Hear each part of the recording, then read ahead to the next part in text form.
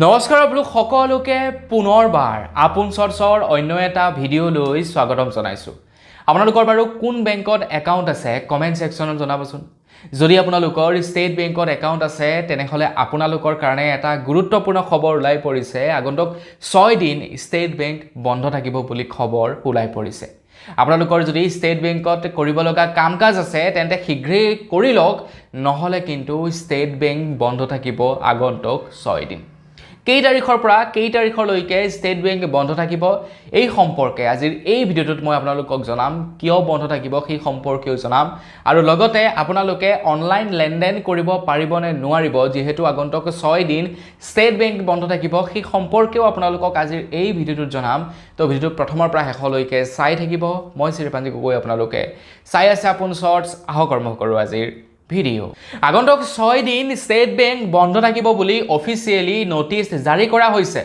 অকল অসমেই নহয়, অসমৰ লগতে গোটেই ভাৰতবৰ্ষতে ষ্টেট বেংক আগন্তুক 6 দিন বন্ধ থাকিব। কেই তাৰিখৰ পৰা কেই তাৰিখলৈ? আগন্তুক 23 তাৰিখৰ পৰা 28 তাৰিখলৈকে, অৰ্থাৎ 6 দিন ষ্টেট বেংক বন্ধ থাকিব বুলি খবৰ ওলাই পৰিছে। এই 6 দিনত পৰিছে ঈদ, তাৰ লগতে ষ্টেট বেংকৰ কৰ্মচাৰীসকলে ধৰ্মঘটত বহিব, আৰু তাৰ বাবেই ষ্টেট বেংক আগন্তুক 6 দিন বন্ধ থাকিব। গতিকে আপোনালোকৰ যদি ষ্টেট বেংকত প্ৰয়োজনীয় কাম কাজ কৰিব লগা আছে শীঘ্ৰেই আপোনালোকে কৰি লওক, নহ'লে কিন্তু আপোনালোকৰ সমস্যা হ'ব। নহ'লে কিন্তু আপোনালোকে ষ্টেট বেংকৰ কাম কাজসমূহ 28 তাৰিখৰ পাছতহে কৰিব পাৰিব, 28 তাৰিখৰ পূৰ্বে কৰিব নোৱাৰিব।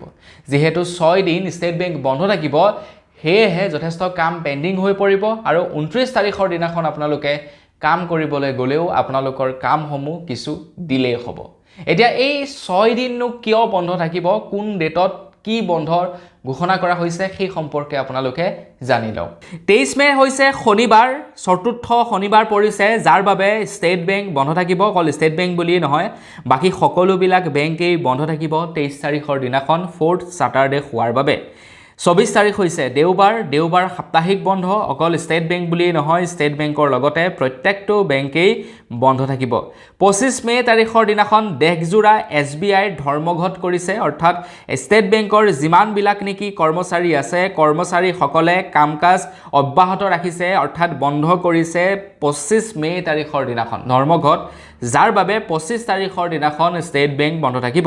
কিন্তু 25 তাৰিখৰ দিনাখন বাকী বেংকবিলাক খোলা থাকিব, যেনে পাঞ্জাৱ নেশ্যনেল হৈ গ'ল, যেনে HDFC বেংক হৈ গ'ল, বাকী বেংকবিলাক 25 তাৰিখৰ দিনাখন খোলা থাকিব। 26 মে তাৰিখ মঙলবাৰ, সেই দিনাখনো ষ্টেট বেংকৰ কৰ্মচাৰীসকলে দ্বিতীয় দিনাৰ ধৰ্মঘট কাৰ্যসূচী হাতত লৈছে, অৰ্থাৎ সেই দিনাখন ষ্টেট বেংক বন্ধ থাকিব টোটেলি, কিন্তু বাকী বেংকবিলাক খোলা থাকিব।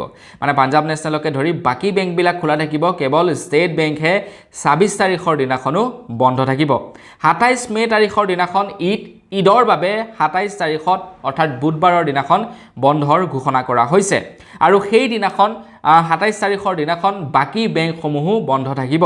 মানে ষ্টেট বেংকৰ লগতে বাকী যিমানবিলাক আমাৰ অসমৰ বা ভাৰতবৰ্ষৰ বেংক আছে প্ৰত্যেকটো বেংকেই 27 মে তাৰিখৰ দিনাখন বন্ধ থাকিব।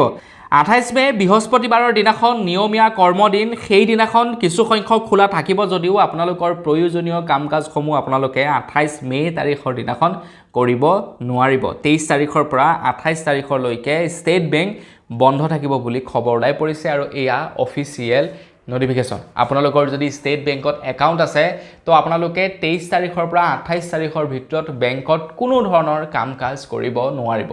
29 তাৰিখৰ দিনাখনহে আপোনালোকে বেংকত কাম কাজ আৰম্ভ কৰিব পাৰিব। এতিয়া কমেণ্ট ছেকশ্যনত জনাওক যে আপোনালোকৰ কোন বেংকত একাউণ্ট আছে। এতিয়া বহুতৰ মনত প্ৰশ্ন আহিব পাৰে, যিহেতু 6 দিনকৈ বেংক বন্ধ থাকিব, 6 দিন বেংক বন্ধ থকাৰ বাবে আমি অনলাইন কামবিলাক কৰিব পাৰিম নে নোৱাৰিম? ধৰি লওক ইণ্টাৰনেট বেংকিং, য়োনো এপ্লিকেশ্যন বা গুগল পে', ফোনপে' এইবিলাক ব্যৱহাৰ কৰিব পাৰিম নে নোৱাৰিম, যিহেতু 6 দিনকৈ কৰ্মচাৰীসকলে ধৰ্মঘটত নামিছে। তো অনলাইন বেংকিং বা ইণ্টাৰনেট বেংকিং সম্পূৰ্ণৰূপে খোলা থাকিব বুলি জনাইছে। আপোনালোকে নেট বেংকিং ব্যৱহাৰ কৰিব পাৰিব, য়োনো এপ্লিকেশ্যন ব্যৱহাৰ কৰিব পাৰিব, UPI লেনদেন কৰিব পাৰিব, NEFT কৰিব পাৰিব, IMPS কৰিব পাৰিব, ATM সেৱাও খোলা থাকিব।